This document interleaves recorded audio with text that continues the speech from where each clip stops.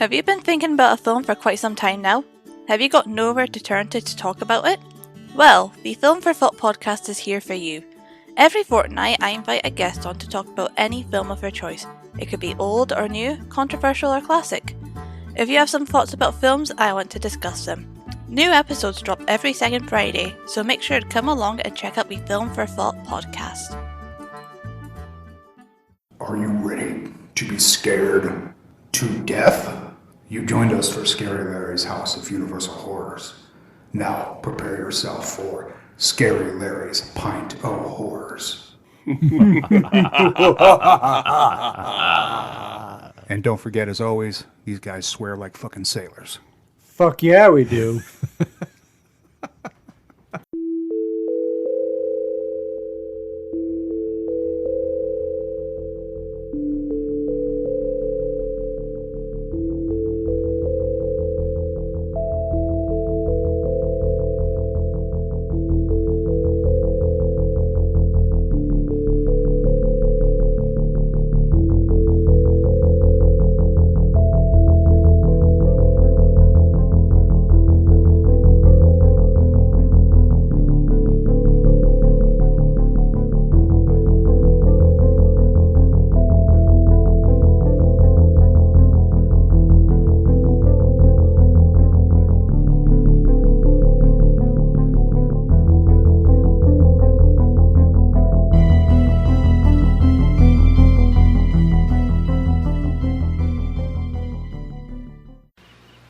It's dinner time about now. Why don't you just close up shop and we'll take you out for a bite to eat? I've eaten already. Midland, Georgia, huh? They all went there, and you stayed here. Go away. Oh, that one splashed. Yeah, it's all over my arm. That one was juicy. Not the first time that string of comments have been made around Lloyd. That one splashed. It's all over my arm. Yeah, He's heard all that one in before. A string of many. Okay, so this is Scary Larry's Pint O Horrors. You are back. You're back here again, and we are going to talk about, we've talked about a lot of stuff so far on all these episodes. We've talked about stuff like Day of the Dead. We've talked about stuff like Maniac, stuff like Prom Night, stuff like Motel Hell. We've talked about stuff like Dead Alive, a.k.a. Brain Dead. We've talked about stuff like, what was after that? The Wicker Man. Oh, Wicker Man, yeah. We've talked about stuff like The Funhouse, and we've talked about stuff like Wreck. We haven't talked about stuff like The Stuff yet. And that's what we're going to talk about tonight is the 1985 Larry Cohen written and directed The Stuff. With us tonight, of course, is my partner in crime, the manster himself. Cohort In the podcasting world. Lloyd, what is going on? You know what? Everything's great. I love life. I've got the best job in the world. I got the best wife, the best kids, the best house, the best couch, the best bed. I love it all. Best stove. Nothing to complain about. You do have the best stove. And you should. You should for what you spent on that thing. You sounded like a rapper there for me. You know how rappers are always like into all their shit? It's like, I took a 24 karat solid shit today. Rappers don't do anything like bad. And with us, of course, the namesake of the episode, Scary Larry Dwyer. What's going on, Lair? Ew. How you doing today? Doing great, man. Doing great? Having a great day. Great day so far? Yeah. It's been a real blast so far. Oh, was there actual blast involved or no? None of that, right? No, they gave me one of those shots again and killed me basically because that's what that shot does. It stops Yeah, I it didn't goes right tell into you. the heart. It stops your heart for asystole. You're you flatline for a couple seconds and then your heart restarts. This is so much heavier than I realized. And the whole point is normally when it restarts in a normal rhythm. So that's what that is. Well, it's like rebooting your computer. Yeah, it was the first. This is the second time I've had it. The last time was the first time, and the last time was hysterical because obviously I had all of a sudden. I'll just give you the breakdown real quick. So I thought I was an AFib again because that's what it felt like. And the doctor's like, "Have you ever had SVT?" I was like, "Is that like a venereal disease? I'm Is that not a sure." STD? Yeah, and then he's like, "No." He's like, "It's an abnormally fast rhythm, but it's not atrial fibrillation." And I was like, "No, I've never had that." He's like, "Well, you do now." And then all of a sudden, like 8 more people came into the room, and they all surrounded my bed, and they're like, "Okay, so what we're gonna do is give you this shot, and you're gonna feel like really weird." And I'm like, why are there so many of you in here? Like, and they're like, "No, we just want to make sure that, you're comfortable. We want to make sure everything." I'm like, they're like, "We don't want you to be afraid." I'm like, "Well, you guys are kind of freaking me out." Like, weird, if like it was just one alive, of you, or weird, like yeah, dead. if just a nurse came in to give me a shot, no, I'm not freaked out by that at all. But the fact that you just brought like 8 other people in here, there's like 6 of you surrounding the bed, there's like 2 or 3 against the back wall, and you're talking to me about inject. They're like, "Just lay back, and when we tell There's you a to priest in the corner. take a deep breath." And I'm like, "Okay." So I already have a line, obviously, because I got an IV in it, and they just inject the stuff. Oh no! Oh, This is no! bad. That's terrible. It's so Can't delicious. get enough. It was so delicious, though. So they inject it, and they're all staring at me, and I'm like, I don't. And then all of a sudden, just this insane wave of heat, and then I can't breathe, and it's just like I'm all like clenched up, but then it all goes away, and I'm in a normal rhythm. And they're like, "Okay, you're good." They're like, "What?" And then they explain what the shot does. They're like, "Yeah, it puts you in asystole, it flatlines you, stops your heart, and then restarts it." He's like, "We have all these people," and then they roll in the crash cart. This is right outside the room, just in case your heart doesn't restart. And I was like, So, "Oh, Larry. motherfucker!" So then when I went today, they're like, "Oh, you've had the I can never say it, adenosine or something, whatever the shot is." I'm like, "Yeah." So they're like, "Okay, just lie down." They rolled the crash cart in, like fucking 6 people came in. They didn't fuck around with anything. They did an EKG, brought me back, boom, hit me with the shot, heart stops, starts back up, normal rhythm. I'm like, "Okay." They're like, "Yeah, it sucks, but at least you knew what was going to happen this time." I'm like, "Yeah, Larry, yeah, having gone through that already, yeah." It was like you say that's flatliners. the better way to do it, to not know what's coming, or would you rather have known? No, I would rather have known. I think I was more freaked out. Actually, you know what? But I was only not that freaked out today because I knew what it was going to feel like and everything. So, like, maybe if they had told me the first time, that would have really freaked me the fuck out. So they did it right. I think they did it right. Yeah. But today, now that they knew that I knew it, can we just end there? Like, Yeah, I wasn't even going to bring it up. Yeah, no, that's fine. Larry sent me a selfie because Larry does everything badass. He sends me a selfie earlier today of him shirtless on a gurney with leads on his chest, and I know what that means immediately. And of course, I tried to postpone the recording, and Larry's like, "No, fuck it, let's do it." Yeah, here it is. There it is. There it is.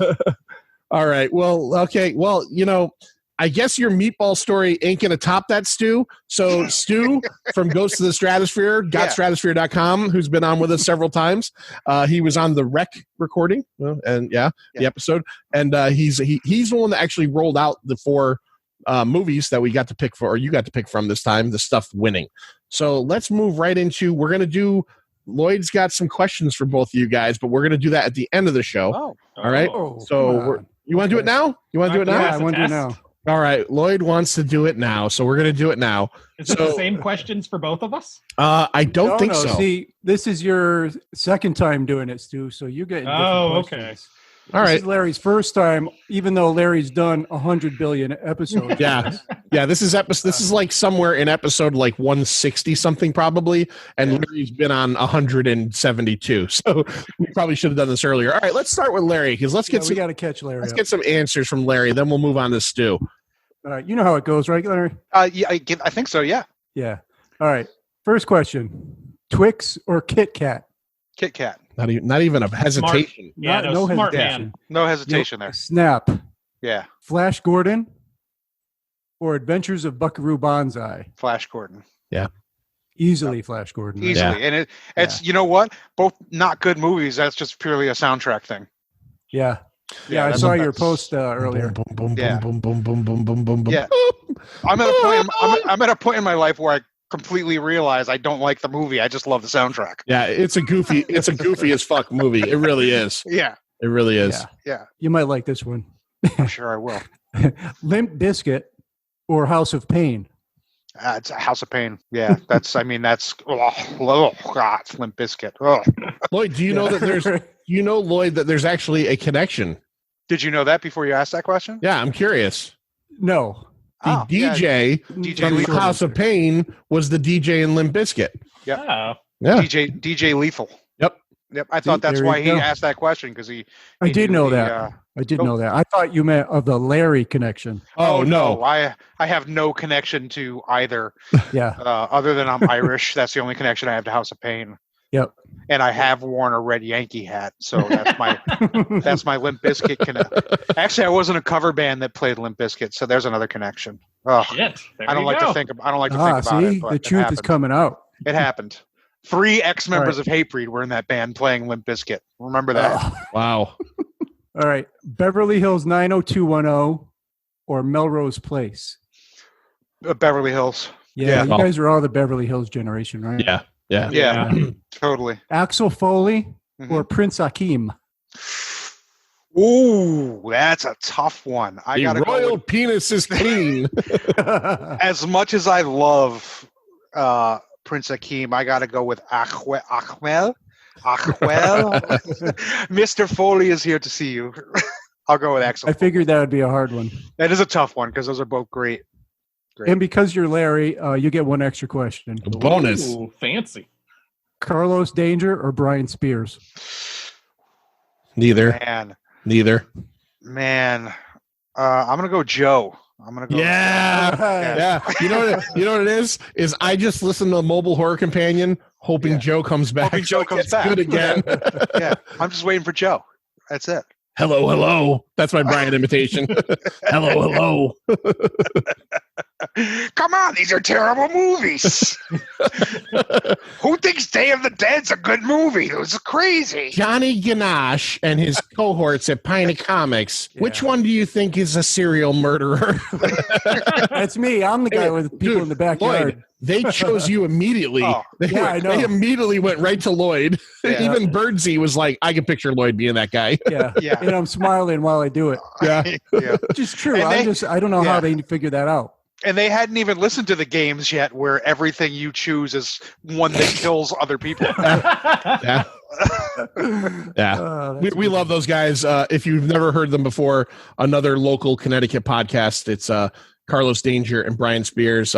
Carlos is it's his pseudonym, so I won't tell you what he does. But Brian Spears is a awesome effects guy who works on a ton of movies. What was the newest one he did? The Rental? Is that him? He did. Was it The Rental or was The it, Lodge? the Beach? I know he did Depraved, but that was a while the ago. Depraved was Yeah. Beach House. Was that the latest? Beach one? House, I think. Yeah. He's worked on the Netflix shows, Punisher, Daredevil, all the Marvel stuff.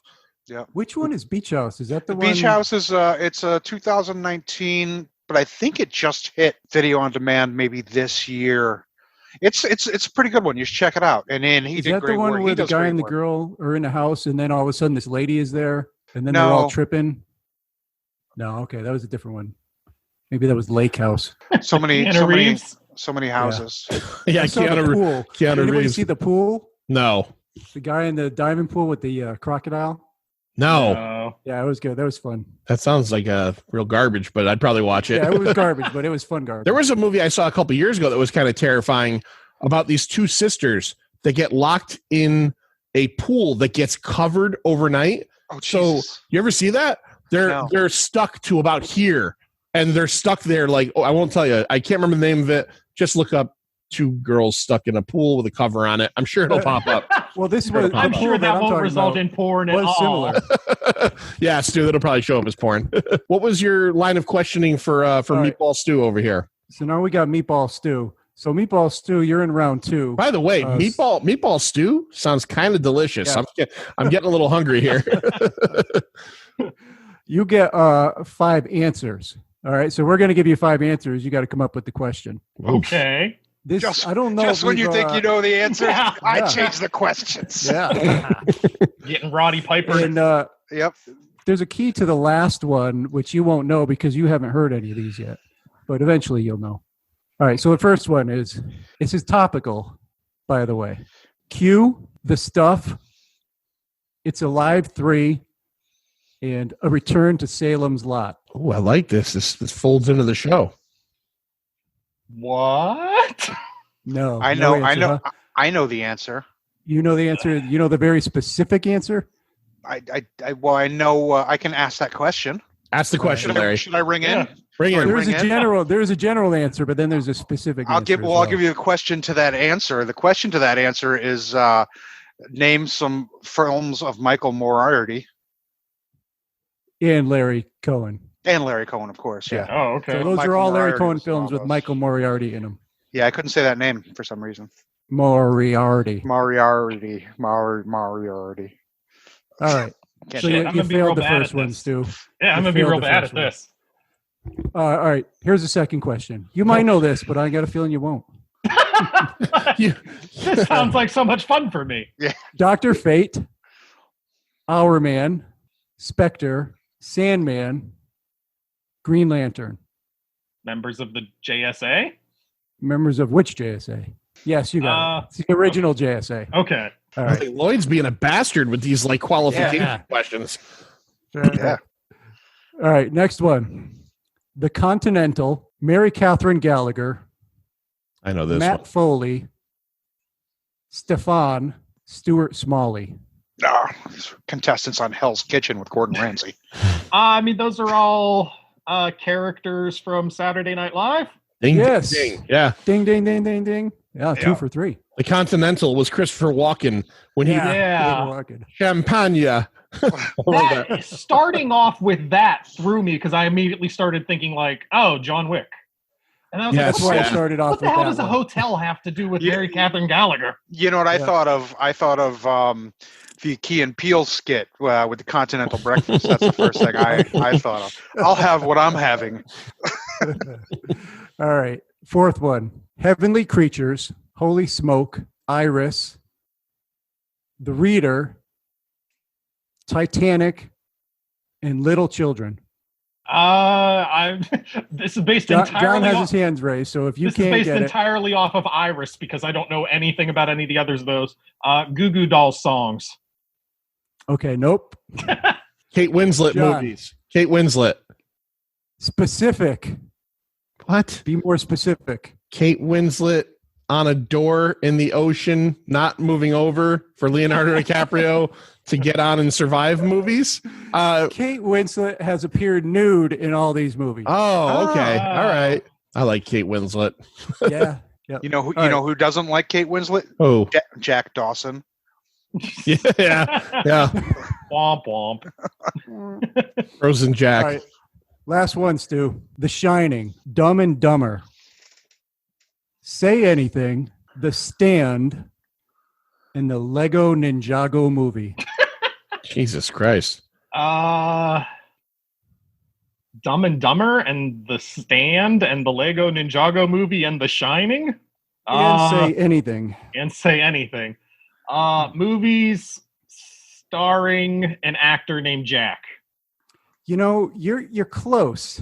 Okay. It's not that, but you're on the right track. It's not that. You're wrong. But And no, I don't know. If you knew anything about this fifth question, the answer is, or the question is, movies with a character named Lloyd. Oh, Jesus. Oh. Yeah. Yeah. Lloyd Christmas from Dumb and Dumber. Danny Lloyd and Yep. Well, Yep. The Shining, Lloyd the bartender. Lloyd the bartender. Say Yeah. Anything, Lloyd Dobler. And The Stand, Lloyd Henry. yep. And Lego Ninjago movie, Lloyd. Well, he's the Green Ninja, so I call him Lloyd Green. All right. All right. Well, that works. Green Ninja. All right. So let's move on. Now that we know so much about Lloyd films, let's move on to the actual subject of this episode. Let's start it the way we always start, with Larry telling us how it ended up on the list, what the stuff means to him, and like who introduced you to this thing. This was my friend Ronnie Webb, actually, who I went to my first Fangoria's Weekend of Horrors convention with back in 89, I believe it was. He was a big sort of influence on me with a lot of movies. This dude had tons and tons of VHS and laser discs. And, I was working at the video store, and he'd always be like, oh, you got to check this out, and you got to check this out. And I just remember the stuff was one that he pulled up one day, probably my freshman year of high school, like 87. And I was just blown away. I was like, this movie is fucking batshit insane. And it opened up a whole world of Larry Cohen films to me. When you asked me for 20 movies or 2,000 movies or however many movies it was 1,700, yeah. 1,700 movies. Yep. The stuff is just always one that pops into my head whenever I'm talking about horror, sci-fi, funky fucking movies. And this is definitely a strange movie. It certainly is. Here's the thing with this stuff. So the first time I ever heard of this stuff was approximately in 1985. Now, this was not a movie that was wide released, but, and I've told this story kind of similar to yours. My next door neighbor, this kid Jim, was my friend. His father was a big movie guy, and he used to let me read his Fangorias and his mostly Star Logs. I think it was a Star Log that I actually saw the stuff in. The picture in the stuff that was on the cover, it was a small one. I think I could be wrong. I think it was the older brother of not Jason, but his older brother. Mm-hmm. And I remember as a kid, now being 11 years old, thinking it was Ralph Macchio and thinking to myself, oh, this is the new Ralph Macchio movie. This guy's coming back. Never heard of it again. It doesn't get wide released, whatever. But in the ensuing 30 years, I've always heard of the stuff. I hear the stuff. It's a cult classic. So this ties into a little bit of Pint history. So last year in the summer, we had a night where John, Larry, Lloyd, and myself recorded here 3 episodes, the hottest night of the fucking year. Remember that? It was sweaty. I remember. It was crazy. That was a Saturday, and I was off that day.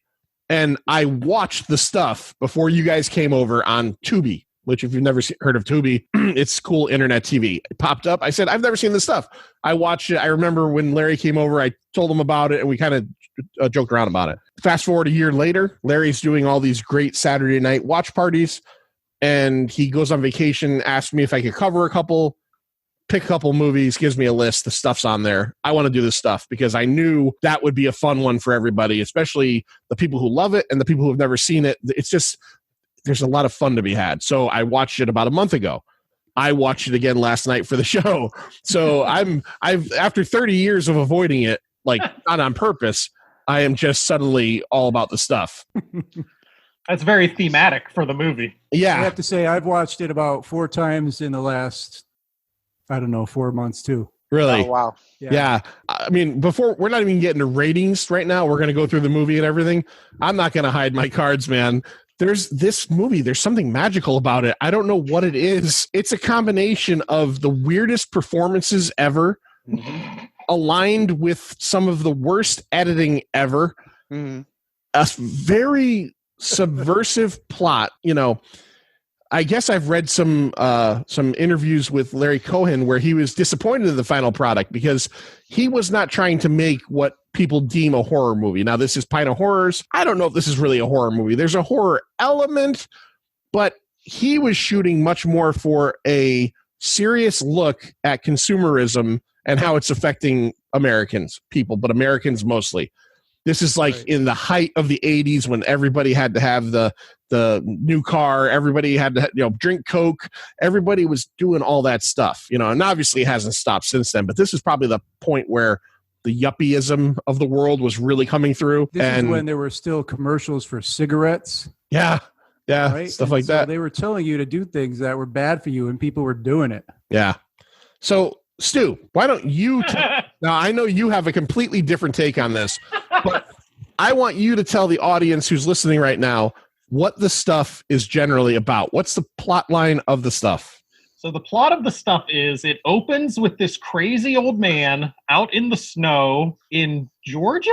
Is it snowing in Georgia? That doesn't seem to make sense, but he's out in the snow and he finds this white stuff bubbling up from the ground. And as you do when you find random stuff bubbling out of the ground, he eats some.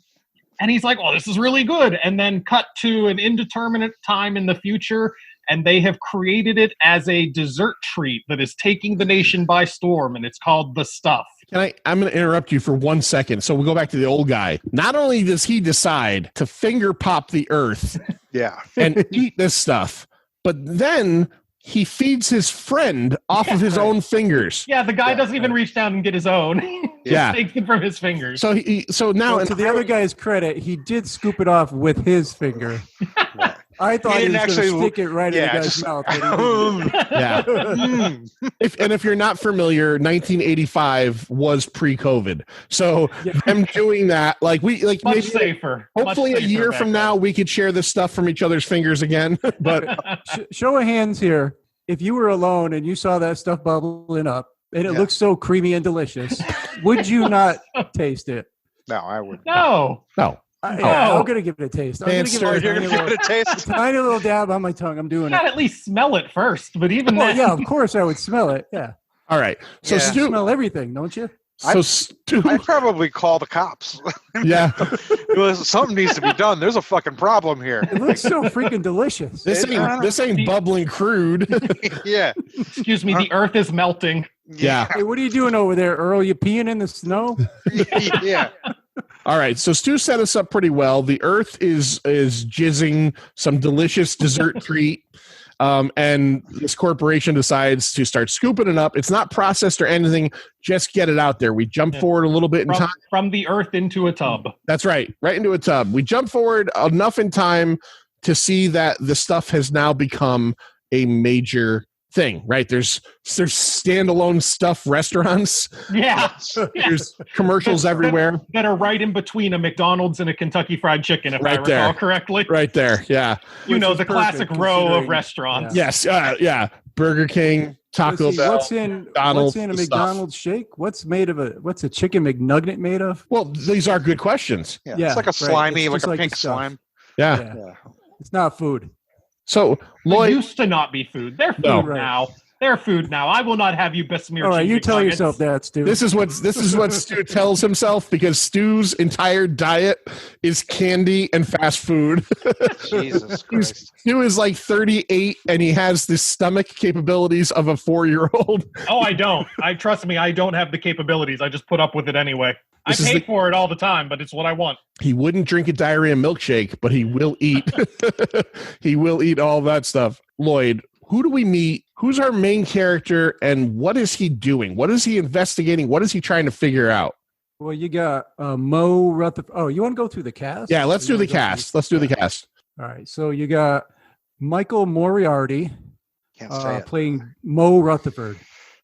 Basically, he's a former FBI agent turned to industrial saboteur, so to speak. Which I didn't know was a job. No, I know. Yeah, apparently Like- it is. I feel like I can be good at that. I feel like that's something I wish if they taught that in college, I might have taken that course. Industrial sabotage. Yeah. I feel like that sounds like 101. sounds Has- like Like an it. interesting career choice. Has anybody on Earth bragged about getting fired more than Mo Rutherford? No. Right. Oh, the FBI, they kicked me out, man. FBI, they fired me. Oh, the FBI, I used to be with them, but they kicked me out. He tells Hey, next time everybody you're he in the meets, FBI, tell him this. Everyone. every person he meets. There's a scene where he's talking to a duck by a pond, and he's feeding the duck, and he goes, "Oh yeah, FBI kicked me right off of the agency." There's that scene where he's sitting in the car and he's just writing it over and over in a notepad. No, that's not true. But Michael and Moriarty. his name isn't even Mo. His name's David. David. David. Which David, yeah. yeah, and I realize that they call him Mo because when somebody gives him some money, he asks for Mo. I'll get Mo. But I don't understand how you get Mo from David. He has the strangest what. Okay, so I'm going to ask each Inflection? of you. Yeah, well, inflection and accent. What, Yeah. Larry? What is the accent? It sounds almost like a mix of like Creole and like I don't know, Southern. It's like Southern dopey. he sounds like fucking what's his not Leon Redbone. Who's the other fucking the fat Dr. John? Dr. John. Yeah. Yeah. It's like he's got like that. You almost can't understand like Dr. John. Rest his soul. But it's like the same kind of like Louisiana, like Cajun. That's kind of what I got from it. Yeah, And I feel that Gambit-y. I one feel like line that he Gambit. has, Gambit. it really comes out. That one line where he says, "Nobody is as dumb as I look." There's a lot of It great really lines. shines in that line. Yeah. Yeah. The inflection too, the manner he speaks in. I'm surprised that like maybe it is amongst the cult enthusiasts, but like I'm surprised that more people haven't like I'm surprised this performance isn't talked about more because Are you? he perfectly plays. He's such a jerk too. Like he's the guy that if you knew Mo Rutherford and you saw him coming, you'd be like, "Fuck, it's Mo Rutherford." Like I don't really want to talk to this guy. Yet meanwhile, I'm sure we'll mention her in a second. Our fairly attractive heroine, like Fairly. falls in love with him immediately. Immediately. This guy is like he lies to her. He tells her that he's a like some kind of like almost like a venture capitalist or a oil billionaire. Yeah, like an oil he's- guy. Yeah, he's gonna buy up her advertising company and Make her the make boss. her famous. Yeah. And the scene where he tells her that he was lying about it, it's so casual. He's like, "By the way, I'm not an oil tycoon. I'm an industrial saboteur." And she's like, "Whatever." It's like, whatever, let's go fuck. Yeah, let's go. And by the way, so there is apparently a 30-minute longer cut out there, and there is a sex scene in the hotel, which luckily we didn't have to be put through with Michael Moriarty on top of her, thrusting away with his toupee flapping around. That would just be too weird. Yeah. All right, Manster, who's next? By the way, he had freedom to improvise many of his lines in that movie. Oh, really? Makes sense. Yeah. Yeah, and it really worked. And one more thing, he's been in a lot of stuff, but Oh yeah. the most popular that I guess people would remember him is from Law and Order. Yep. The original Law and Order. And he left America for Canada as an exile. He Right. quit acting. He became like I was reading about him. He at one point had become pretty heavily like a drunk. Like I guess he recovered from it. But there was a whole thing. Go on the internet and read it, where he felt that Janet Reno was trying to get Law and Order like censored, and he got into all these fights with Dick Wolf, the guy that created it. And yeah, it's really weird. And then he left the country and just moved to like fucking northern Canada and never acted again.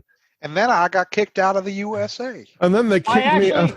I actually read something up on this for this movie, and what it turned out was he had woken up one day and he decided he had enough of America and he didn't want no mo. Oh, you know why they call me No Mo? No Mo. If you see America again, tell him this. All right, moving on. Andrea Markovici as Nicole, the marketing exec who basically her advertising campaign made the stuff what it was. Huge phenomenon. She's also a singer. She's got lots of albums. Really? She was in a lot of 80s TV shows, Hill Street Blues, Incredible Hulk, Magnum P.I., Cagney and Lacey, pretty much everything that was out in the 80s, she was on it. Awesome. Okay. Was she on Alf? Alf? No? She had to be on Alf. Okay. I All gotta right. say, yeah. Season 2, episode 4. She's fairly attractive as well. She's definitely more attractive than Mo Rutherford quality. Listen, Yeah. I think she's very beautiful. So. Yeah. Well, Rutherford had some nice boots, though. He did. He did. He wore, did anybody else notice this? I noticed this for the first time today.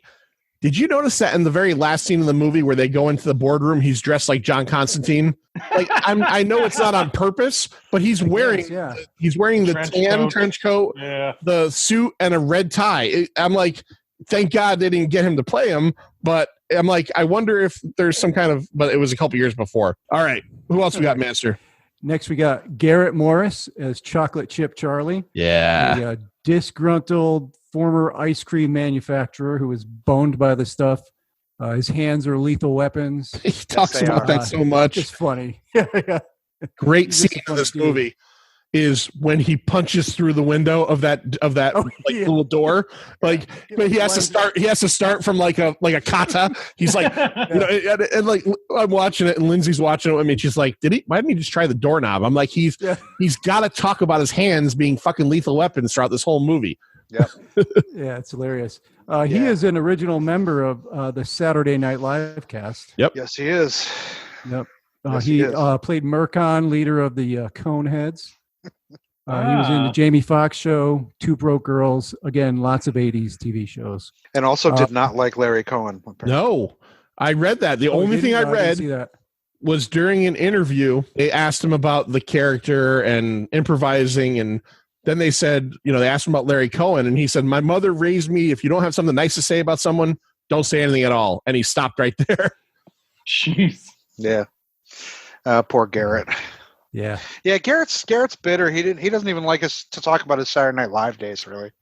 He felt like he got forced into a lot of stereotypical roles, and a lot of other people did too. Eddie Murphy at one time said that they tried to Garrett Morris him over at Saturday Night Live, and he wouldn't allow it. Right. It's a thing. It's a thing.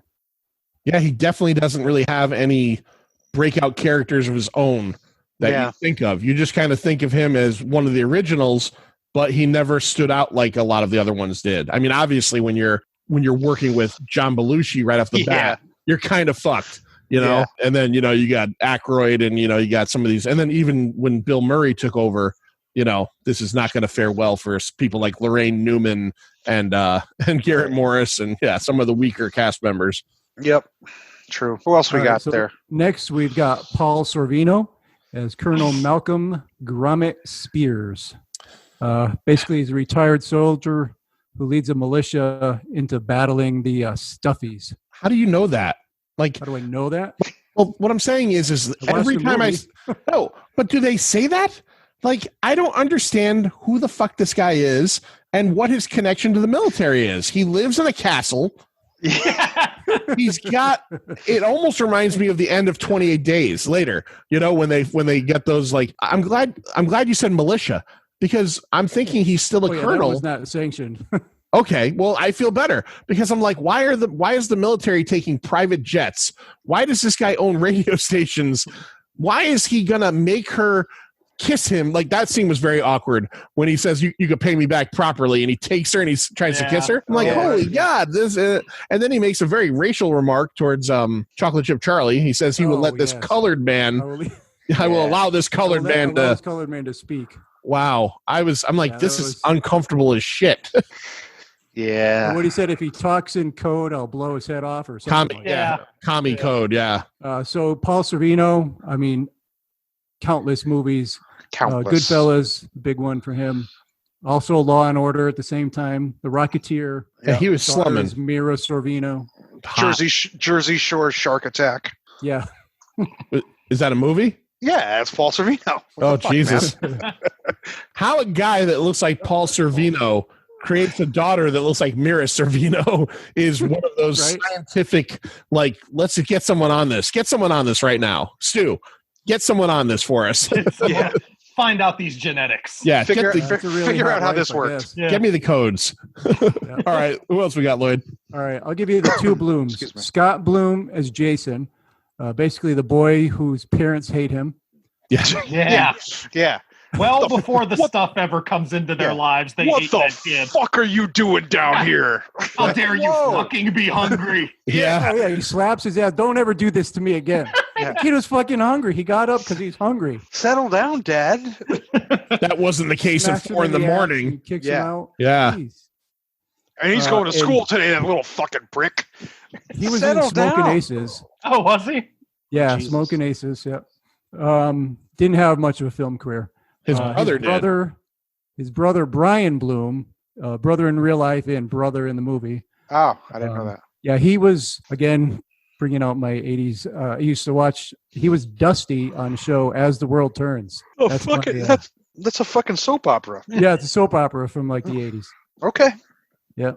He was also he was in Melrose Place, CSI Miami, Oz. He was in the A-Team movie. that was like 10 years ago. He was one of the mercenaries that was chasing them. But you know what he was in that like almost nobody will remember except for me? In the mid 90s on like Fox 61 and a lot of those syndicated channels for a small period of time, there was a series of shows that went under the banner. I think it was the Paramount Action Pack. And there was different shows they would show like on a weekly basis. So like you might one week get this show and then the next week you get this show. There was a show called Team Knight Rider it was a Knight Rider show with like 5 different vehicles. And there was another show called The New Adventures of Smokey and the Bandit. And he drove like a 1994 Firebird. And the Bandit was Brian Bloom in that show. Extremely short-lived, maybe a year, if anything. But I remember him from that. I think it was called the Paramount Action Pack, and this is way before I worked. This is when I had Sundays or Saturdays to myself. You could tell those guys were brothers immediately. Oh, the eyes, those same piercing eyes, the husky eyes. Yeah, they did have husky eyes. Yeah. All right, let's move on. There's still a bunch to go. I'm going to gloss over the other ones. Danny Aiello as Mr. Vickers. Yep. Ben, calm down, Ben. It's Ben, let's get a treat. We both deserve the treat, right, Ben? Ben, don't kill me, Ben. Papa don't preach, Ben. Weird. Weird apparently role. The only dog or the only animal affected that we saw in the movie. That we saw, yeah. Danny Aiello from Godfather 2, Moonstruck, Do the Right Thing. Do the right thing, and yeah. other things. He must have owed somebody something for this one. It's just so weird. Was that the sequel there, Lloyd? Do the Right Thing, among other things? Yes. Did I say among other things? Yeah, that's the follow-up. Another Spike Lee joint. All right, the rest of these guys I'm just going to name off. They were either in commercials or had very minor roles, and some were even uncredited. All right, so you got Brooke Adams. Any of you watch it all the way to the very end after the credits? That's Brooke Adams from The Dead Zone and... No, I didn't watch it. Oh, yeah.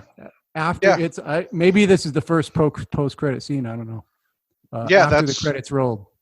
Yeah, that's... She shows up on the screen with like a bathrobe on, says you can't get enough of this stuff, something like that. Yep, she does a little stuff commercial at the end. Oh, okay. Yeah. So Brooke Adams, Abe Vigoda, Yep. Yeah. Clara Peller, the Where's the Beef lady. Where's the stuff? Yep. Yeah.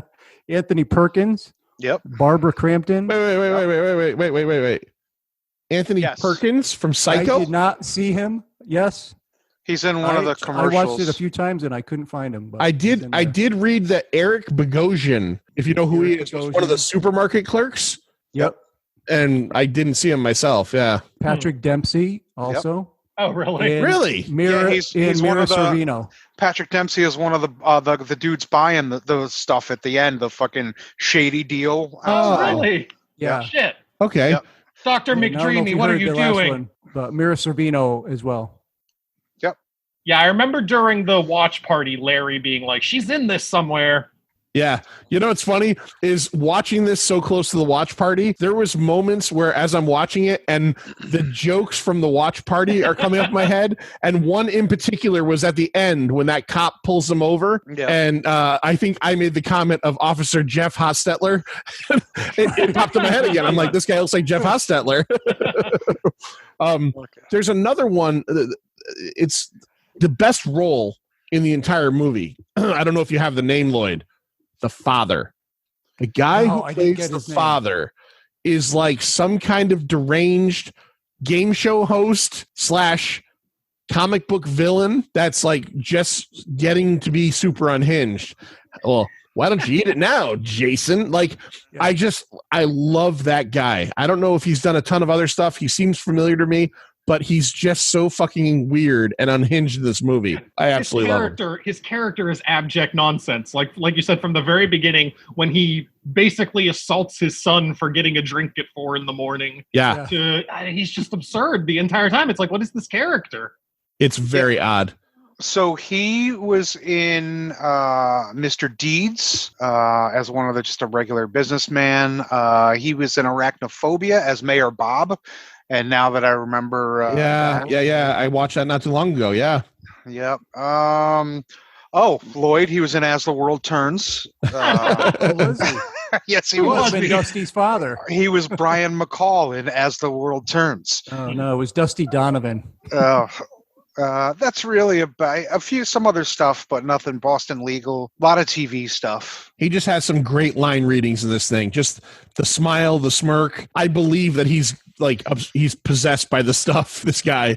And yeah, you're right. Like there's a scene where like the next morning when Jason's like asking about breakfast and he's like, well, or no, I'm not hungry now. He's like, well, that wasn't the case at 4 a.m. last night. Yeah, right. It's like, Dad, chill the fuck out. Yeah. I didn't Settle bring down. I didn't bring a whenever hooker home. It's like, whenever it's like he went to the stuff cult meeting where he learned all the talking points, and Jason's like, "No, you can't eat it. It's moving," and he's like, "Son, yogurt is alive. Yeah, and we eat that, and it's He had great wonderful for explanations. you." Oh yeah. Yeah. Yeast is alive, and we eat bread. There's plenty of organisms in the food we eat, Yeah. Jason. Yeah, but yeast doesn't crawl around in the fucking refrigerator, Dad. Yeah. But it does if you look at it under a microscope. Did anybody else notice while watching this movie that every scene where there was like a lot of, and I get it, I understand they're not going to fill them all, but every scene where there's a lot of containers of the stuff, when they're like moving them around, they just sound empty. Oh, they're like empty. They're all empty. So but like they just like at the end when he's going to feed the guys the stuff and Jason's laying them out on the table, they just sound hollow. It's like, couldn't you put something in there? Now, did you guys read what they use for the stuff in some of these things? No. I remember reading different something versions about of what they use. Yes. I there was remember something multiple. about fish. I remember fish. Yes. Yeah, like ground up fish bones that In the were, like, made scenes- into a foam. So in the scenes where it's in cartons, they said they used Haagen-Dazs ice cream. They used actually shaving cream, like the scene where Jason actually uses the shaving cream. Yogurt, I think. Yeah, yogurt. But in the scenes where the stuff is moving, where it's like liquid and chasing people, the one that they said in particular was the scene where Rutherford and Chocolate Chip Charlie are getting attacked by the little river or whatever, and it's coming at them. They said that in between takes, the actors that would get hit by the stuff, it was made out of like a ground up fish bone paste, and they would jump in the water to wash it off because it smelled so bad. Mhm. And then go back up again and hit with it again. That's gross. Yeah. Here's the important question, though, that the movie never answers. Yeah. Do you need to refrigerate the stuff or not? I thought Because about that. In the I don't store, think so. they're selling it everywhere. They're Yeah. selling Yeah. it in the cooler, in the freezer Right. section, just laid out in the produce aisle. Yeah. It's like, In the fucking checkout lane, it's just like, Yeah. Yeah. yeah. It does seem. I mean, and obviously, if it's bubbling up from the earth, it's not coming out cold anyway. oh, so no. maybe this Oh. stuff doesn't have to be refrigerated. So after all. maybe like cold, like I like my candy bars cold. So maybe the stuff is like some people like it warm. Just personal Some people like preference. it- yeah, it's personal preference. So they put some in the freezer section for the stuffies that like it cold. They call them the stuffies, by the way, if you're addicted to the stuff. Larry, do you think there's ever been a better on-screen action duo? Now, I know we've got like Riggs and Murtaugh, Yeah. Han Solo and Luke Skywalker. Yeah. You've got so many great Batman and Robin. Do you Sure. think we've beaten Mo Rutherford and Chocolate Chip Charlie as a action duo? Like, I don't know why there's not action figures of these guys. I bet you somewhere fucking in 2000 there is somebody's, fucking reaction, or people make those fake reaction figures. Yeah. Somebody had to make a Chocolate Chip Charlie, at least. Maybe not even a Mo Rutherford. Maybe just a Chocolate Chip Charlie, because that's the one I would go for. I would. I mean, that guy's got, his hands are lethal weapons, man. Yeah. Like, you can't, the only, wasn't there a Jean-Claude Van Damme movie where he played like him and his twin brother? Six Like- ones. There were 6 different ones. Yeah. Okay. Well, that's probably the only action duo better than Mo Rutherford and Chocolate Chip Charlie would be 2 Jean-Claude Van Dammes. Okay. All right. That's- That makes sense. Yeah. Getting to Chocolate Chip Charlie, we're jumping around here. Yes, please do. Let's talk about Chocolate Chip Charlie and how literally nothing about this movie changes if you don't include his character at all. Don't get mad about that. That's okay. Sometimes He has nothing to do with the plot. It has nothing to do with anything. Yeah. he Well, doesn't. he makes you laugh, so that's something. Listen, if he didn't break that window, Mo Rutherford would have been stuck in that fucking room. I don't never known how to get out of here. Exactly. Mo would have been stuck in the room. Mo would have been no Mo if Chocolate Chip Charlie wasn't there for him. Now, thank you very much, Mr. Charlie. Now, yeah, and because there's even like this weird subplot where he separates from Charlie and sends him very specifically to go see an FBI agent named after the author of Dune, Frank Herbert. And he sends him, and then like Chocolate Chip Charlie disappears for the next like 40 minutes of the movie. Yep. And when he comes back at the end, and spoiler alert, he's been stuffacized. Mo makes a weird like comment about like I never heard from that FBI agent. Now, you're absolutely right, Stu. I guess I didn't think about it very much, but Chocolate Chip Charlie does seem to be a very superfluous character in this whole thing. And do you guys know? I will ask Lloyd. Lloyd, did you read? Do you know who Larry Cohen originally wanted to play Chocolate Chip Charlie? And the studio wouldn't let them because he was not a big enough name yet. I did read that, and I don't remember who it was. Either you guys know? Yes. Arsenio Hall. Bam. Yes. Really? Yes. Wait, were you joking? Wait. I just made that up. Were you fucking around? Yeah. That's really fucking bizarre. That is weird. It truly was Arsenio Hall. Yes. And the studio was like, Cohen thought he was funny and could tell he was an up and coming star. And the studio was like, no, we need someone with like this much star power. And Hall is here right now. We need like here. But yeah, Arsenio, that's fucking weird, Stu. No, I just Good guess, Stu. said that. I just thought it was funny. Like shit. Because you were like, he's not that famous yet. So I thought like, all right, so it has to be somebody who ended up being more noteworthy than Chocolate Chip Charlie. But Yeah. okay, interesting. Now, Chocolate Chip Charlie, I wanted to ask you guys about this scene. So the practical effects in this movie are pretty good. I give them credit for what is. Does anybody know? I didn't do my usual homework for this one. The budget of this film. I'll tell you what I could find there. There's nothing, even though this is a 1985 movie, there's nothing on Box Office Mojo. But I did find an article in Den of Geek that stated $1.7 million budget. Okay.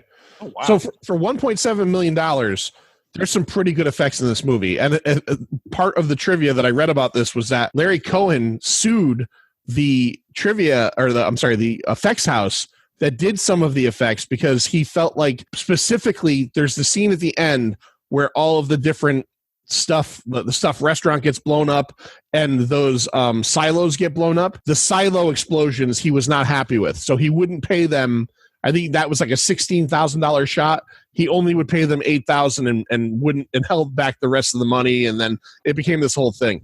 But some of the effects are really good. There's actually an effect that is almost like something out of Inception where the room actually spun around. The motel know about scene. that room? Yeah. You know where that room came from? Nightmare on Elm Street? Yes. Okay. It's the same room with Johnny okay. Depp's, the bed Johnny Depp was in. Okay. I thought maybe it'd have something to do with that because obviously, so what we're talking about here is Mo and Nicole are hiding out from the stuff, as you would. Fully clothed in bed, by the way. Fully clothed in bed. Yes. Apparently, we have been saved from the sex scene by Mr. Cohen cutting it out or the studio saying nobody wants to see that. And they get attacked very strangely by some guy that looks like the Brawny Man. Who is that guy? I guess he's a worker from the stuff factory. He's a stuff he minion. yelled something as he ran in the room, like Yelled- leave he us yelled- alone or something like that. He What did yells he yell? out like, leave us alone. Which, Yeah. yeah, and he just runs in the room. So And then gets stuffed. he gets stuffed. And when he gets stuffed, he gets pushed up against the wall, and the stuff is running up the wall and all over him. And then they set it on fire with the old-timey oil lamps that are in this hotel. Yeah. But the way they did this effect was they moved the room and then poured the stuff so it looks like it's going up against the wall, but it's actually tilted. That if was you really look, good. you can see the bed covers hanging. Yeah. Yeah. Like you can actually see them okay. hanging Yes, up. It's they're pretty up. funny. Yeah. Yeah. So Yeah. you get some pretty good effects. Some of the stuff, moving effects are good. There's some real winky stuff. Like one in particular that I never noticed until this viewing is the scene where Jason, the kid, is stuck in the tanker truck, Oh, it's awful. and it's like superimposed. Yeah, it's Yeah. bad. I went, wow, that is fucking terrible. The other You one know that what? I You know what's funny? Yeah. Not to interrupt you. no. but I don't remember that looking that bad. when I used to watch it on VHS or whatever I used to watch it on. But now that I have the who just re-put it out, Arrow, maybe it was Arrow, whatever the latest one is. Yeah, Right. Arrow did. Yeah, now you can really fucking tell. Like, I don't remember it looking that bad. I think because they restored it, that it just makes it more noticeable Yeah, that's that fair, it's such yeah. a bad effect. But on grainy VHS, Yeah. whatever. Did you notice that, Stu? Just that weird, like he's No, obviously. I didn't for that. No, Yeah. there were scenes, and I can't remember anything specific. There were scenes where I thought, like, oh, that's really green screeny, but I don't remember it in the tanker truck for some reason. I do remember that in the tanker truck. Yeah, I also remember thinking, wow, the inside of this tanker truck is very well lit. yeah. This kid, Yeah, and clean, very super clean. fucking clean. Yeah, Very no, clean. They just Yeah. sterilized that truck for the stuff. Lindsay made me laugh very hard last night because as I was watching it, he climbs on top of the tanker, and then there's like 3 workers walking by. He literally just lays flat and stares at them, Yeah, and they just. It's like it's not like it's not it was that almost high. like it wasn't that high. Almost at eye level. It was almost like like 6 feet, like maybe a foot above them. Right. And it was almost like that old idea of, well, if I just stay here and shut my eyes, I won't exist. Right. And they just like, I wonder if Jason has some kind of powers because anybody else would have seen them. And Well, then, I'm glad you brought that up because Jason obviously does have powers because he can easily evade a grocery store full of people yeah, for about Right. 10 minutes yeah, while he destroys the fucking I place. swear to God, there was a scene in the grocery store where somebody had him in a full bear hug, and then And it cuts to him off like breaking Yeah. more shit. And it's Breaking, yeah. like actually breaking glass, like Yeah. he's smashing the Yeah. fucking. You know what else I noticed in that grocery store? And this is just an observation, like has nothing to do with the stuff at all.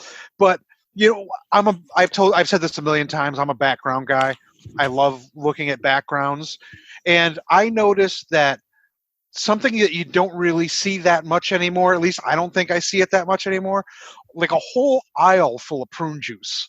Like it's like I'm sitting back and I'm like, huh.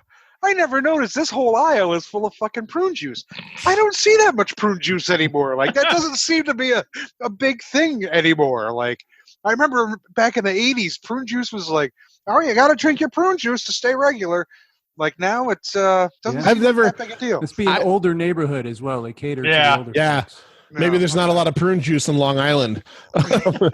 Maybe there's not a lot of need for prune juice. I had mentioned to Stu a few weeks ago personally that like on our game episode, the diarrhea milkshake one, Yep. we had talked about constipation, and Stu had said and Larry had said that they've had issues with it, and I bragged. I'm like, I've never been constipated in my life. About 3 weeks ago on a Friday night, worst weekend of my life. I had a poop right there and I could not get it out. So with everything going on, I was having issues with that. And then Lindsay's at the hospital and I'm here. And finally, after a couple days, I got some out, but not all. And I thought, well, okay, I'm going to do a prune juice thing. I'm going to go to the store and I'm going to buy like a liter of prune juice and I'm going to drink the whole fucking thing. Oh, Jesus. Because I'm They haven't thinking, been going anywhere. well, so Lindsay comes back and says, when we're talking, she goes, how have you been feeling that way? I said, no, pretty good. It seems to have taken care of itself. I said, I was getting to the point that I was going to go buy like a liter of prune juice and drink it. And she's like, the whole liter? She's like, you'd explode.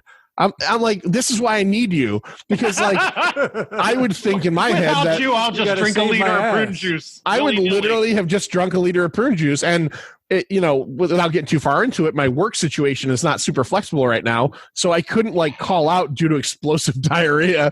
So, yeah. So I just wanted to, it's almost like a sequel to that episode where I bragged. I'm never been, I'm 44. I've never been constipated. Holy cow. I could not shit this rock out. And it was a nightmare. Constipation will find you. Yeah, constipation found me. And it was like a week or two after that episode came out.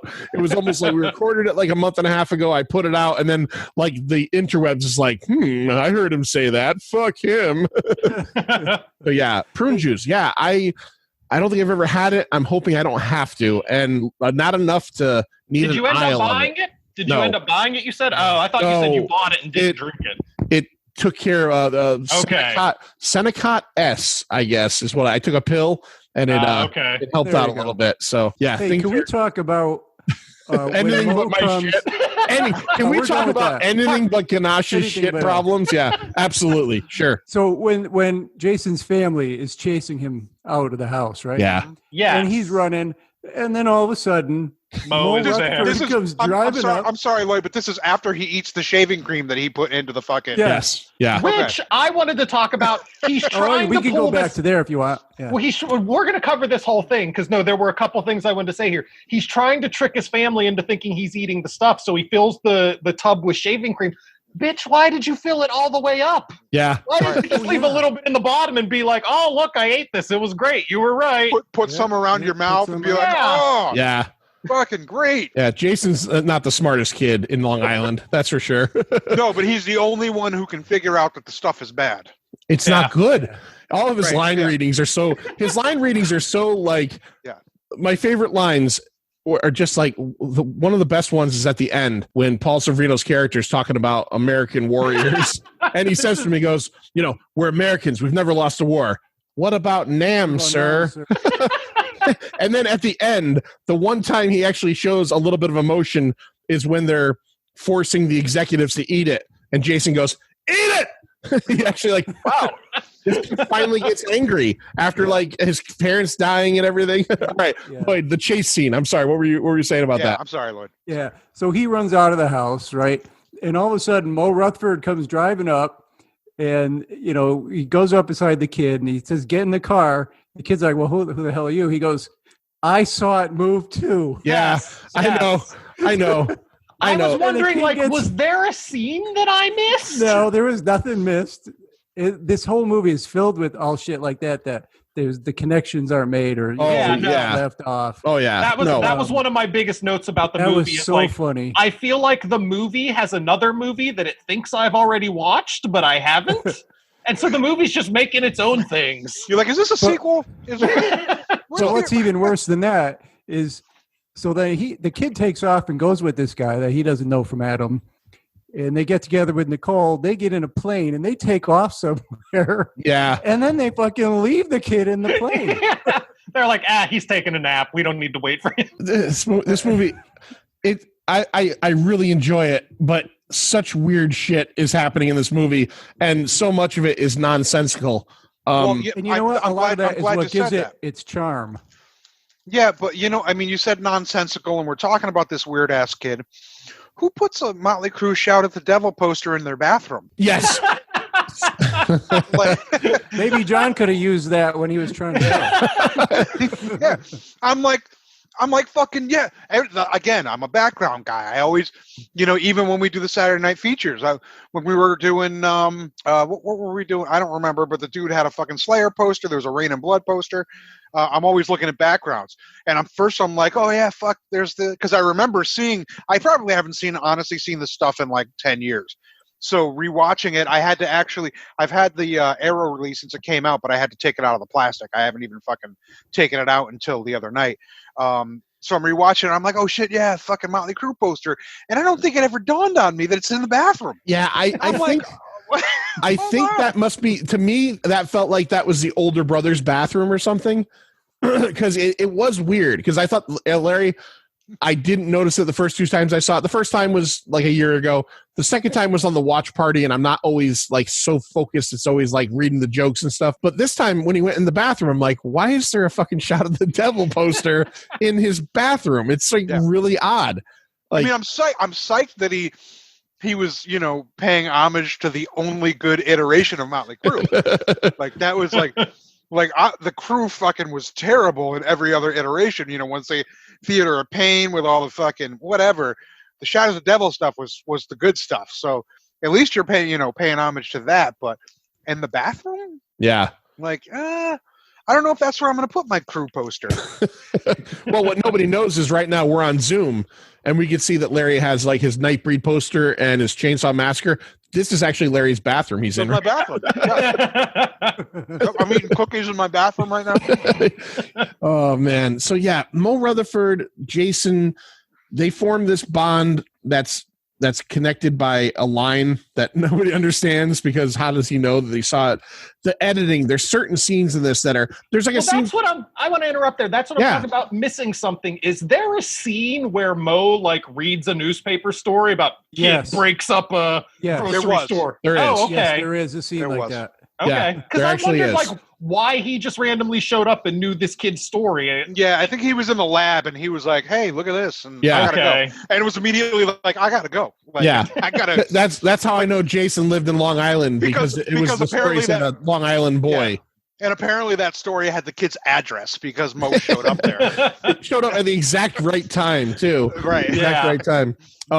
There's a scene at the end that like it's just another weird random like edit where Mo and the colonel and the militia attack the stuff factory, and Jason and Nicole almost get killed, and after they almost get killed and escape from the stuff, it cuts after the stuff has been kind of destroyed to like Nicole standing there with a machine gun. Do you know what I'm talking about? She's like leaning up against like Colonel, what's his name? And she's holding a machine gun. She's never used a gun. It's just like, did somebody say, hand this woman a gun?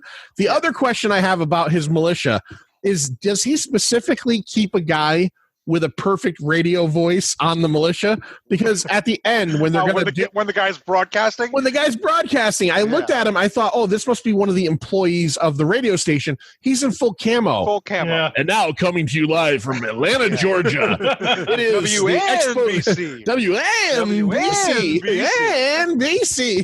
It is the expose on the stuff. I'm Lieutenant Jim Farrell. That's the guy they hired to do the radio voices, as opposed to the 50 other guys they hired just to lay in the grass outside their castle in case someone pulls up.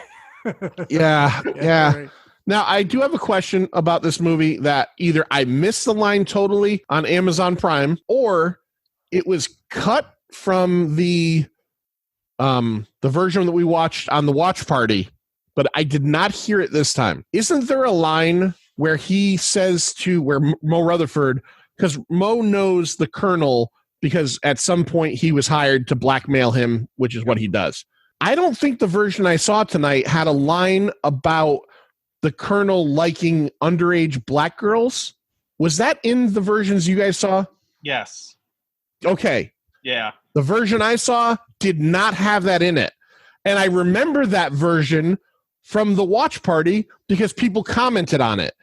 And I don't remember it from the first time I saw it. Lloyd, did you see that? I don't remember that line. Yeah. He says that's what Mo blackmailed or was attempting to blackmail him with. It's like he got a hotel room with a 16-year-old black girl or something. Yeah. Oh, I'll have to go watch it. Yeah. Now where did you watch it, Stu? Did you watch? I watched it on YouTube. You watched the version I sent you the link of. Yes. That was the watch party version. I wonder if that version, without having remembered it.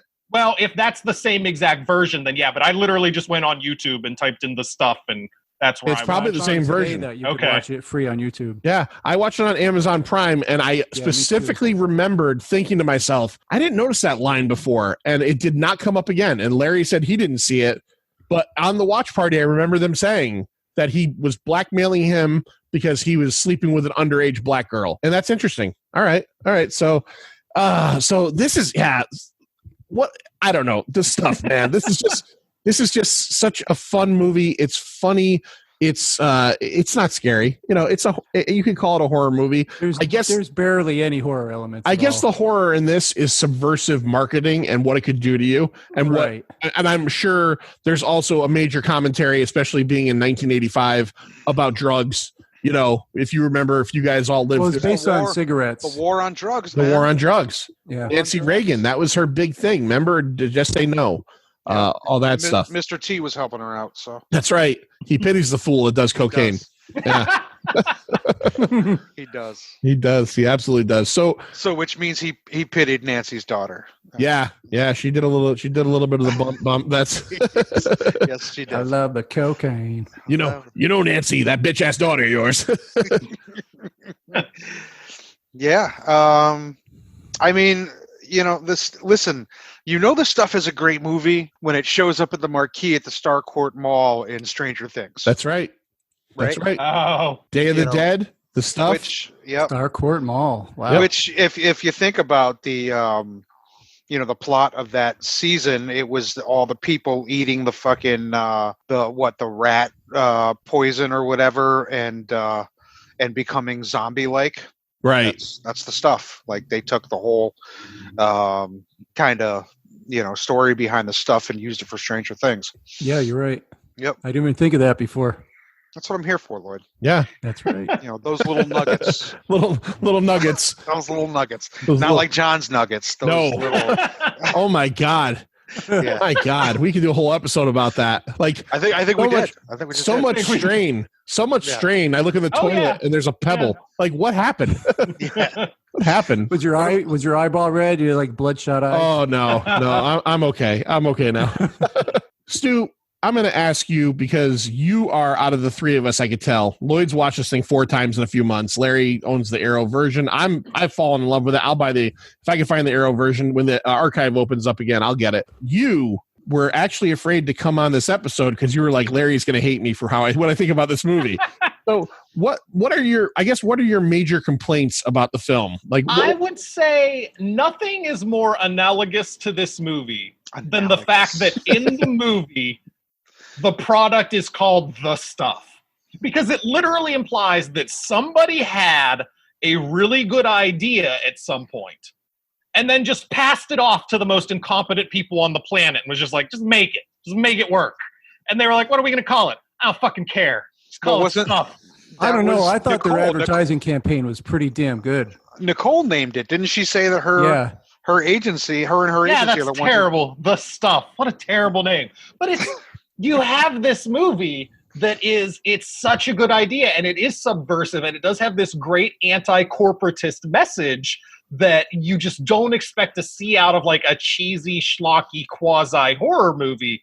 But it's like somebody came up with this idea and then just hired the least competent human beings on the planet and was like, please make this film for me. It's like if Upton Sinclair thought of The Jungle and was like, I got to write this book. I got to let people know what's going on. And then he found like a 13-year-old doll boy and was like, write this book for me, kid. all right. Wow, Upton All right. Sinclair. Yeah, Stu's getting intelligent on Pint of Comics over here. Yeah. It's fun. Like no one is wrong in what you're saying. Like the first time I watched it, I thought it was kind of like mid-tier compared to the rest of the watch party movies we had. Some were more fun. What was the watch party your first viewing of this? Okay. Yes, it was. I'm not even sure I'd heard of it before that, but it was definitely the first I'd seen of it. And then I watched it again, and on the second viewing, I was knowing what was happening. It was a little bit more fun to be like, all right, I know what's happening. I know how weird this is. I know that Glenn Beck's weird militia is going to come save the day at the end, and it's going to be great. But yeah, it's enjoyable, but objectively, it's real badly made. Pay the drivers. Tip 10%. How about Get a this? cash receipt. It's endearingly daft. Yeah, like there's stuff in How's it like that. Like that line is too funny to be accidentally stupid good. Like somebody had to have known like, oh no, that is a good subtle line about how ineffectual these guys actually are. But it's just, I don't know. It's so much of the rest of it. Like you said, the editing is terrible. The editing is poor in this movie. There's a lot of like super quick out of nowhere cuts. Yeah. The screenwriting, as we said, like it just expects you to make connections in your head that it doesn't give you at all. It's just like, just assume this other stuff happened. It's fine. You'll catch up. I met a gentleman yesterday at our local comic shop, BoomTube Comics, and I don't have his card in front of me right now. He runs a Larry, do you still have that card I sent you? The picture I said I met this guy. I want to give him credit and No, I don't. all right. Oh no, yeah, I do. Okay. No, I don't. No, I don't. No. All right. Yes. Wait. Yes. Wait. Yeah. Hold. Have you ever made love to a woman? Yes. No. No. Yes. Liars. Okay. No, I did find it. right. Mark Anastasio from Coolidge Corner Theater Okay. So in Brookline, Massachusetts. So I met this guy yesterday at my local comic shop, BoomTube Comics, Mark Anastasio. It just random. He comes in, we start chatting a little bit. Dan, the owner of BoomTube, introduces us, and he tells me that he is a programmer of kind of like midnight films, kind of what Larry does, awesomely as for the cult classic stuff. This guy does, but they're like an actual like week-long theater, 4 screens inside there, and there's like a midnight showing on Fridays and Saturdays. And so we were just bullshitting, and I had mentioned to him about CT Cult Classics, and he knew of it. He's like, I pay attention to all of the people locally that do stuff like that. Dan had mentioned that we do the podcast, and I had said we're doing an episode on this stuff, and he goes, we showed that last year. And he told me that apparently the only print copy, maybe 35 millimeter, that remains is Larry Cohen's personal copy, and he passed away a couple years ago. Yeah. And I don't remember the name of the institute that it stays at, but I guess through this institute and through Larry Cohen's, whatever you want to call it, estate, it's free to be lent. It can be lent out and you can be played. So he takes it last year to play it, and he said it was a 30-minute longer version. So the only actual remaining cut is the actual version that Cohen wanted people to see. And he said, like, I just asked him, I said, what was different? And he said, there's a ton more of the investigation, like which probably fills in more of the stuff that we were talking about, but it probably also is like a half hour more of fucking Mo Rutherford, who's already hard enough to take for an hour and 26 minutes. So, but I thought that was pretty cool. And also check them out, the Coolidge Theater. It sounds like a cool place up in Brookline, Mass. Yeah, so I just thought that was interesting that apparently the only cut remaining that Cohen had was the original cut. So let's rate it. Larry, what are we going to rate the stuff on? I think we've got to go pints of the stuff. Yeah, sounds good. Right? Sounds good to me. Yeah, pints of stuff. So let's get Stu out of the way. Let's get. Or should we do the taste, because that's the next one coming. Yeah, pints of the taste. So the taste at the end of the stuff, we find out that the stuff has been obliterated. People turned against it. They burned it because they saw what it was going to do. And I wanted to bring this up real quick. Effects wise, the practical effects in this are pretty good, as I mentioned. What is up with the inside of Chocolate Chip Charlie's mouth on the dummy? Did you look at it? It's like multicolored. Yeah, it had all kinds of gruesome dots and bumps. Like, it was actually gross. Like, I was like, what is wrong with the inside of this guy's fucking head? Chocolate Chip Charlie shows up at the end of the movie. You think to save the day. Nope. He's just there to explode into a stuffed zombie and almost kill Jason and Nicole. They save the day. So the taste is the product that the creators of the stuff end up coming up with at the end of the movie. It's only 12% stuff. Only 12%, combined with the ice cream folks. So they take a wholesome dairy product, 88%, put 12% of the stuff in it, and now it's addictive, but it's not mind controlling. So Mo Rutherford and his little Robin, I guess he's going to be his Robin, Jason, force feed these two old guys to eat a bunch of the stuff in a horrifying scene that they're like, at the end, they're just like slowly spooning it into their mouths. I like these two mega rich corporate CEO guys in America in their lair that, Mo Rutherford and Jason come into have no security whatsoever. Yeah. Like, Mo pulls out a gun. There's no button they can press for guards or anything. No trap door. I read somewhere that The Simpsons designed some of Mr. Burns's office on the stuff, and there's a polar bear in Mr. Burns's office. There's a polar bear in the stuff office as well. That's funny. Let's get the negativity out of the way. Stu, pints of the taste.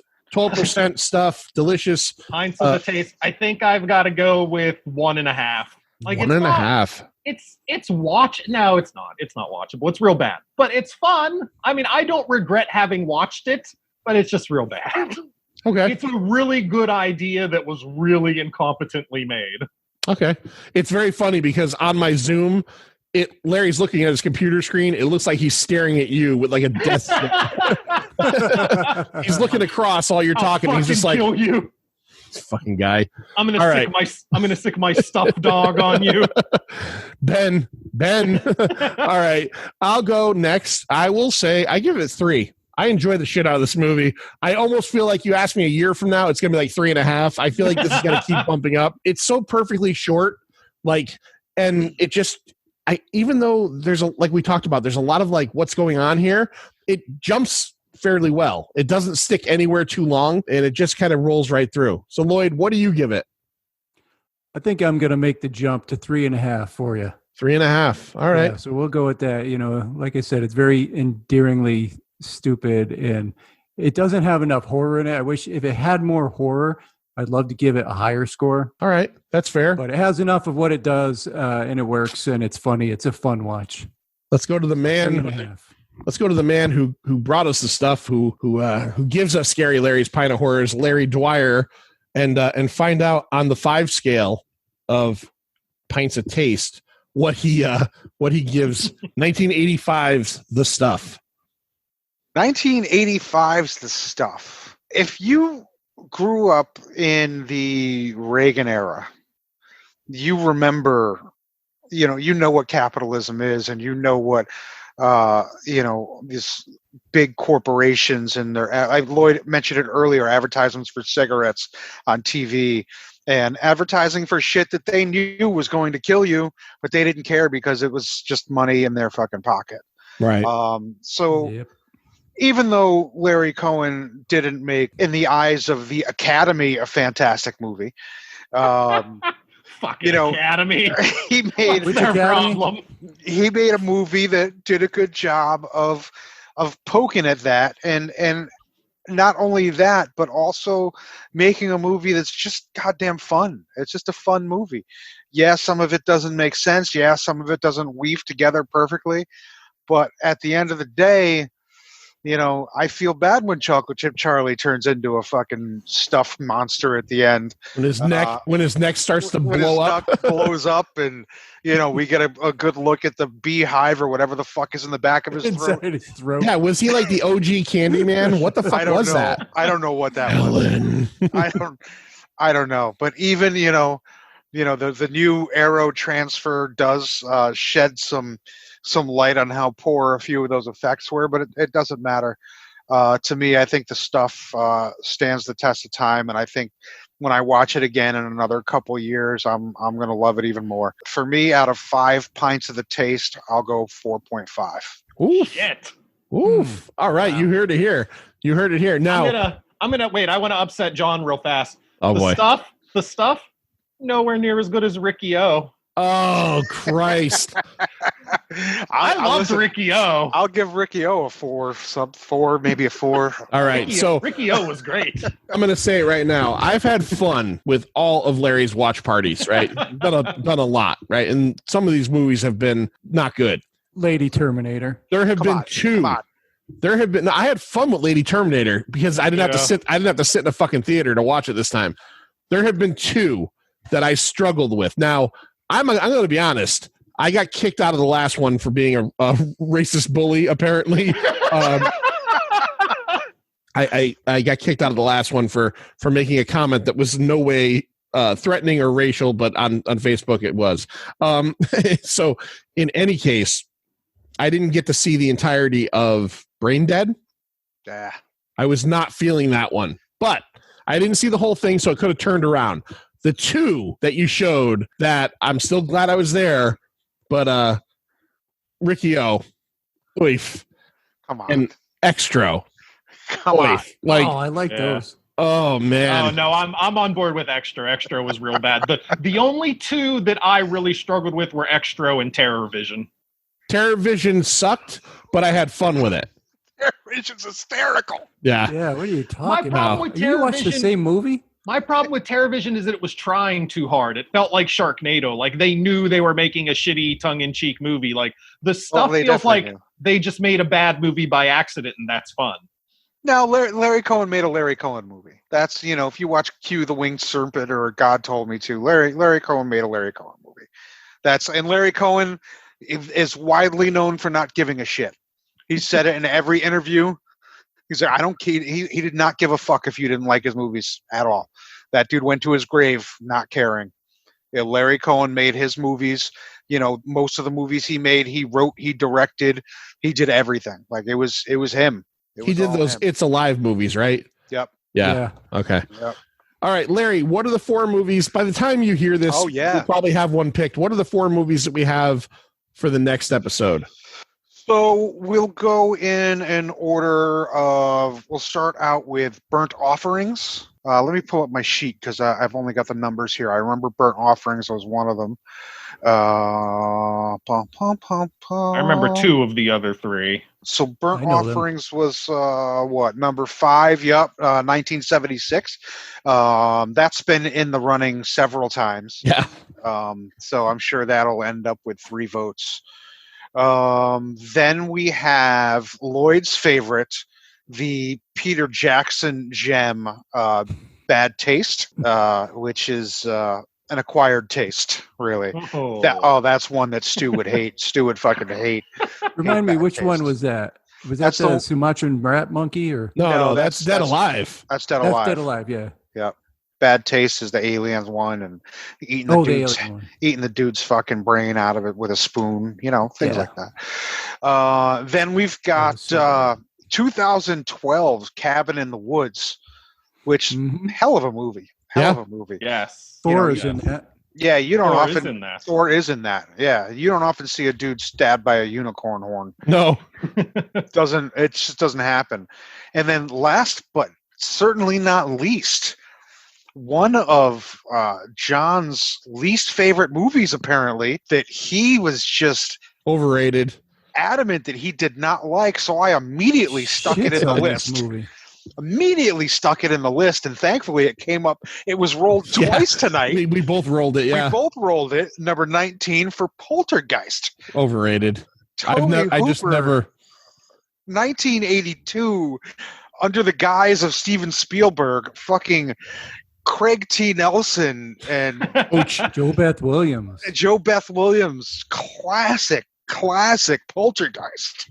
What the scariest PG movie of all time. Well, Ever. that's yeah. All right. Well, I'm not gonna lie. We're probably going to talk about Poltergeist next, or I'd assume the Cabin in the Woods. So Yeah, this seems like a 2-horse race. yeah, this is probably a 2-horse race. Burnt offerings, sorry, but not sorry. Right. Lloyd, do you want to give everybody our info out there? Do you have the sheet with you? All right, Yeah. so check out our website at pontacomics.com. You can find lots of great articles and reviews. Subscribe to this podcast on Apple Podcasts, Spotify, Stitcher, iHeartRadio, etc. You can find new episodes weekly, and go ahead and give us a review if you would.